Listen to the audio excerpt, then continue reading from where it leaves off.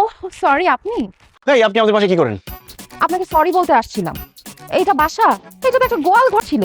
আমি 2 ঘন্টা টানা গরুর মতো খেটে এগুলো সব কিছু ক্লিন করছি, আপনার জন্য রান্না বান্না করছি। এসব রান্না বান্না করার জন্য হলেও তো আপনার একটা বিয়ে করা উচিত।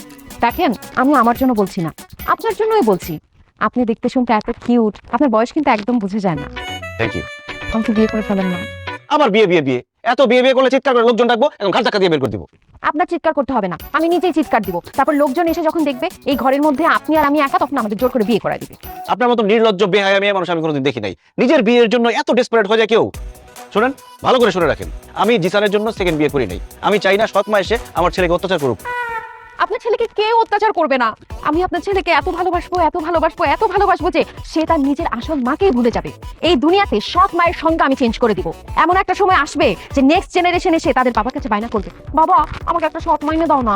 এসব মুখে বললে হবে না, আমি প্রমাণ চাই। যদি প্রমাণ পাই তখন না হয় বিয়ের কথা ভেবে দেখতে পারি। আমি আপনাকে অবশ্যই প্রমাণ দিব। বসেন, একটু খেয়ে না। আপনি রান্না করছেন? রেস্টুরেন্টের খাবার খেতে খেতে বিরক্ত হয়ে গেছি। জিসান থাকলে খাইতে পারতো, পরীক্ষা দিয়ে এসে খাবে। হ্যাঁ,